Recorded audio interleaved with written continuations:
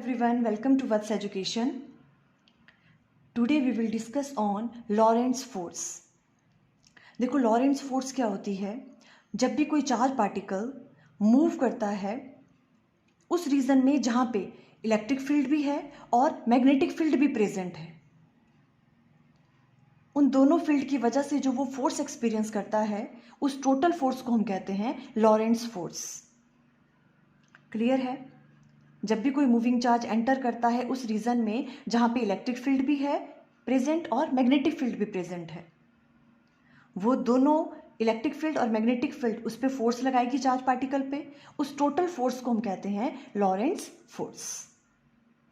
अभी तक हमने इंडिविजुअली पढ़ा था कि जब भी कोई चार्ज पार्टिकल इलेक्ट्रिक फील्ड में होता है तो इलेक्ट्रिक फोर्स एक्सपीरियंस करता है, और जब भी कोई मूविंग चार्ज एंटर करता है मैग्नेटिक फील्ड में तो वो मैग्नेटिक फोर्स एक्सपीरियंस करता है. इन दोनों की जो टोटल फोर्स है उसे हम कहते हैं लॉरेंट्ज़ फोर्स. देखो हम किस तरह से राइट डाउन करेंगे इसे. Lorentz force, the total force experienced by charge particle moving in a region where both electric and magnetic fields are present is called Lorentz force. Clear हो रहा है. ओके. अब देखो हमें पता है कि अगर कोई चार्ज पार्टिकल इलेक्ट्रिक फील्ड में एंटर करता है तो वो फोर्स एक्सपीरियंस करता है इलेक्ट्रिक फोर्स. ठीक है. वो कौन सी फोर्स होती थी, हम उसे एफ ई का नाम दे देते हैं. Electric force. कितनी फोर्स लगती थी उस पर, क्यू ई. ठीक है. जब भी कोई चार्ज पार्टिकल इलेक्ट्रिक फील्ड में होता है तो वो इलेक्ट्रिक फोर्स एक्सपीरियंस करता है और उसकी वैल्यू होती है F E equal to Q E. हमने इलेक्ट्रोस्टैटिक्स में पढ़ा हुआ है. ठीक है. अभी उसी रीजन में मैग्नेटिक फोर्स भी, मैग्नेटिक फील्ड भी है. ठीक है. तो उसकी वजह से जब भी कोई मूविंग चार्ज मैग्नेटिक फील्ड में एंटर करता है तो वो फोर्स एक्सपीरियंस करता है और उसे हम नाम दे देते हैं एफ एम का, मैग्नेटिक फोर्स. और उसकी वैल्यू क्या होती है, क्यू वी क्रॉस बी. इतनी फोर्स एक्सपीरियंस करता है वो. ठीक है. हमें इसे और कैसे राइट डाउन कर सकते हैं, Q V B sine theta, where theta is the angle between किस किस के बीच में होता था, velocity of a charge particle and magnetic field के बीच में. ये है ये कौन सी है, मैग्नेटिक फोर्स. इतनी मैग्नेटिक फोर्स वो एक्सपीरियंस करता है. अब हम क्या कह रहे हैं कि लॉरेंट्ज़ फोर्स क्या होती है, इन दोनों का जो टोटल है, मींस वहां पे जितनी उसको मैग्नेटिक फोर्स लग रही है और जितनी इलेक्ट्रिक फोर्स लग रही है उस टोटल फोर्स को हम क्या कहते हैं, लॉरेंट्ज़ फोर्स. तो टोटल फोर्स को अगर हम एफ से डिनोट करें तो एफ किसके बराबर आ जाएगा, F E plus F M. देखो एफ ई की जगह हम राइट डाउन कर सकते हैं Q E plus F M की जगह क्यू वी क्रॉस बी. ये इतनी टोटल फोर्स उस पर लगेगी. ठीक है. इसे हम कहते हैं लॉरेंट्ज़ फोर्स. इसे अगर हमें और सिंप्लीफाई करना है तो क्यू कॉमन ले सकते हैं हम, और अंदर क्या रह जाएगा आपके पास, E plus V cross B. इसे कहते हैं हम लॉरेंट्ज़ फोर्स.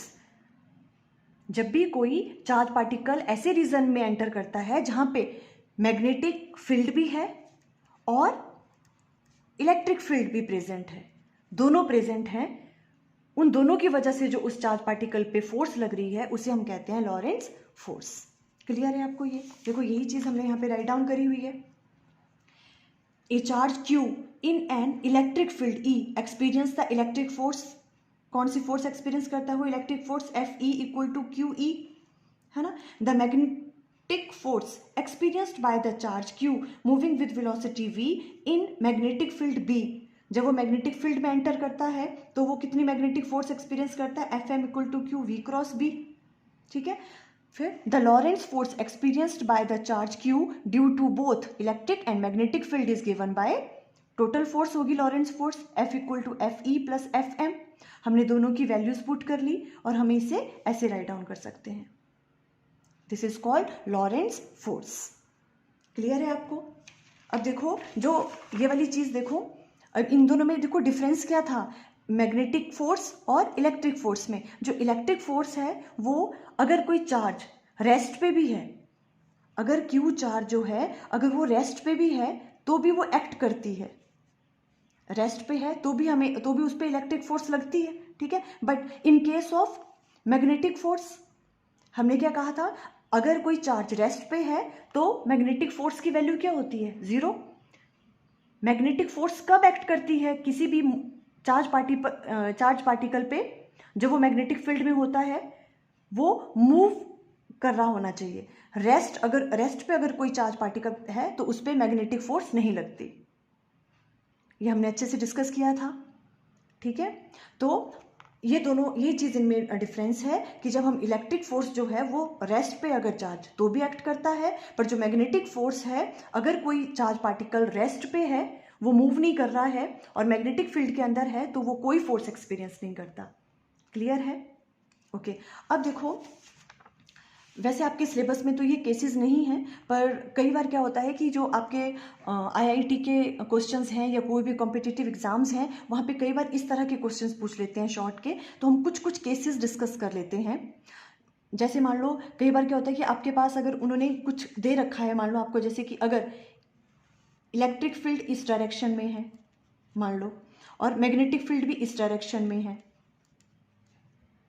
ठीक है। शॉर्ट क्वेश्चंस में पूछ सकते हैं ऐसे, वैसे आपके ये आई थिंक सिलेबस में तो नहीं है।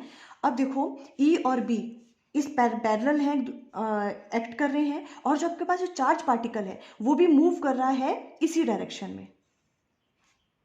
जो आपके पास चार्ज पार्टिकल है, मान लो पॉजिटिव चार्ज है, पॉजिटिव क्यू, ये कहाँ कर रहा है मूव, इसी डायरेक्शन में कर रहा है पैरेलल इनके।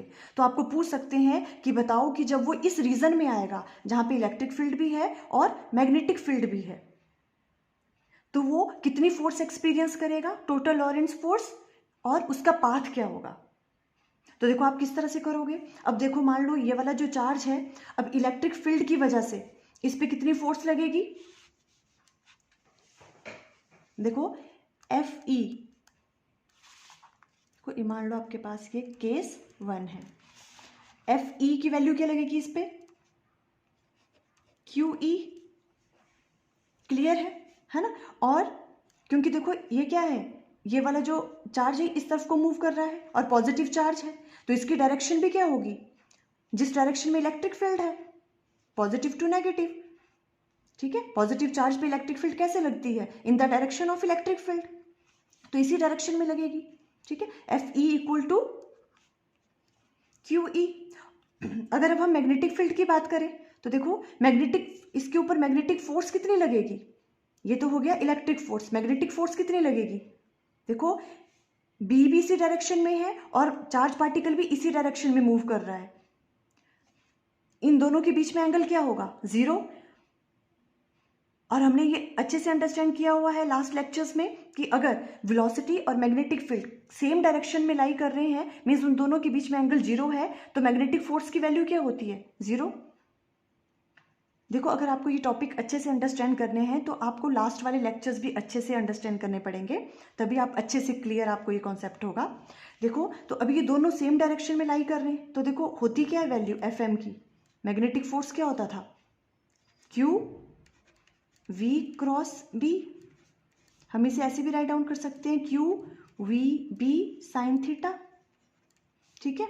और यहाँ पे थीटा की वैल्यू क्या होगी, theta is the angle between B और वी, और इन दोनों के बीच में एंगल जीरो है तो क्यू वी बी यहाँ आ जाएगा साइन जीरो इज जीरो, तो एफ एम की वैल्यू क्या आ गई, जीरो। मैग्नेटिक फोर्स की वैल्यू क्या है, जीरो। तो आपके पास जो टोटल लॉरेंट्ज फोर्स है वो किसकी वजह से हो रहा है, total force, simple electric force की वजह से। आप इस तरह से आंसर दे सकते हो। और अगर आप इसकी पाथ की बात करें तो ये कौन सा पाथ फॉलो करेगा, देखो स्ट्रेट लाइन। पाथ कैसा होगा इसका, स्ट्रेट लाइन में होगा, क्योंकि मैग्नेटिक फोर्स तो इस पे लगी नहीं रही है और जो इलेक्ट्रिक फोर्स है वो इसी डायरेक्शन में लगेगी, इन the direction of electric field. Clear है आपको, ओके।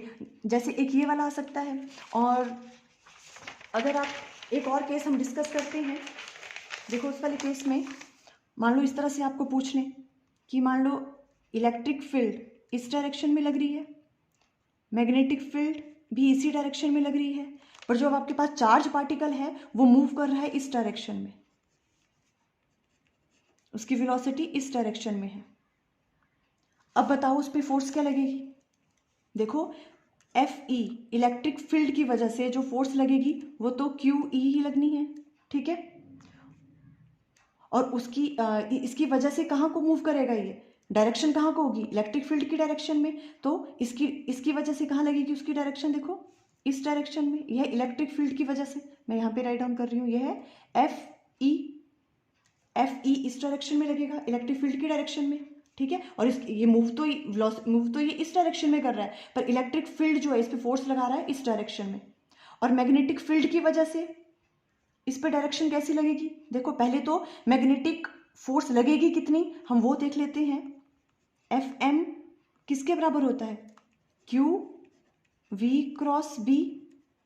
और इस केस में देखो V और B के बीच में एंगल कितना बन रहा है, ये B है और ये V 90 डिग्री का, ठीक है। तो Q V B sine 90 degree. तो मैक्सिमम फोर्स इस पे लगेगी, ये किसकी वैल्यू आ गई, मैग्नेटिक फोर्स की। क्लियर है ना। जब V और B एक दूसरे के परपेंडिकुलर होता है तो मैक्सिमम फोर्स लगेगी, बिकॉज साइन 90 एंगल 90 हो गया, इतनी फोर्स लगने वाली है इस पे, है ना। ओके, तो अब जो टोटल फोर्स बन जाएगी वो क्या हो जाएगी आपके पास, QE प्लस QVB, इतनी लॉरेंस फोर्स इस पे लगने वाली है। क्लियर है। ओके, अगर अब हम पाथ की बात करें तो अब देखो वो कौन सा पाथ फॉलो करेगा। देखो Fe तो इस डायरेक्शन में लग रही है, अगर हम Fm की बात करें डायरेक्शन की तो वो किस तरह से लगेगी, देखो हम right hand palm rule use कर लेते हैं। Right hand palm rule, magnetic field किस डायरेक्शन में लग रही है, इस डायरेक्शन में, ठीक है। तो हम क्या करेंगे, अपने राइट हैंड को इस डायरेक्शन में करेंगे। देखो ये फिंगर्स क्या शो करती हैं, मैग्नेटिक फील्ड, और जो velocity of a charge particle है वो थंब करता है शो, है ना, इस तरह से। फिर जो आपका पाम है वो क्या करता है, मैग्नेटिक फोर्स की डायरेक्शन को शो करता है, तो डाउनवर्ड डायरेक्शन में लग रही है, देखो, है ना। तो डाउनवर्ड डायरेक्शन में लग रही है, तो वेलोसिटी तो इसकी इस तरफ को है, पर वो डाउनवर्ड डायरेक्शन में लग रही है मैग्नेटिक फोर्स, तो वो कैसे मूव करेगा, सर्कल में।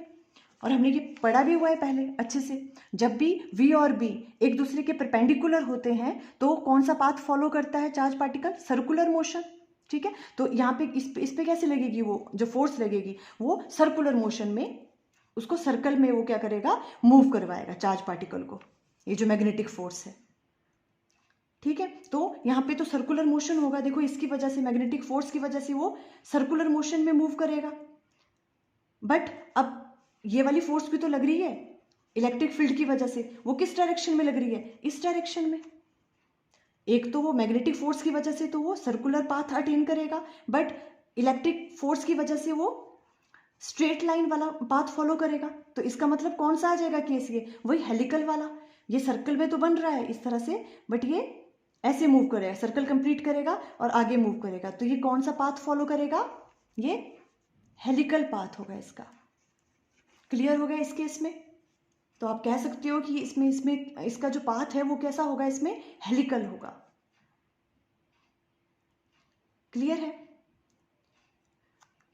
और देखो अगर हम कुछ एक और बात भी डिस्कस करें इसमें, तो देखो जो इसमें पिच की वैल्यू है, पिच क्या रहेगा इसमें, देखो इस वाले केस में जो पिच की वैल्यू है वो चेंज हो जाएगी। क्यों, क्योंकि देखो ये जो इस तरफ को जो फोर्स लग रही है ड्यू टू इलेक्ट्रिक फोर्स जो लग रही है उस पर, वो क्या करेगा, उसको उस चार्ज पार्टिकल पे एक्सेलरेशन होगी, वेलोसिटी उसकी इंक्रीज होती जाएगी, ठीक है। सर्कल में तो वो मूव करेगा, सर्कल कंप्लीट करेगा और आगे को मूव करेगा, ठीक है। बट उसकी वेलोसिटी देखो, क्योंकि इस तरफ को QE आपके पास फोर्स लग रही है, वो क्या करेगा, इस चार्ज पार्टिकल को एक्सेलरेट करेगा और उसकी वेलोसिटी इंक्रीज होती जाएगी। तो वेलोसिटी इंक्रीज होगी तो वो यहाँ से क्या होगा, मतलब आगे इनके बीच का डिस्टेंस क्या होता जाएगा, इंक्रीज। ये होता है ना पिच, दोनों के बीच का डिस्टेंस, तो ये भी क्या होता जाएगा, इसमें इंक्रीज होता जाएगा। ये हेलिकल पाथ फॉलो करेगा। और जो पिच के बीच में ऐसे पूछ सकते हैं कि पिच का जो पिच की वैल्यू है क्या वो कांस्टेंट रहेगी, तो आप कहोगे नहीं, पिच की वैल्यू भी क्या होती रहेगी, उसमें चेंज होती जाएगी, इंक्रीज होती रहेगी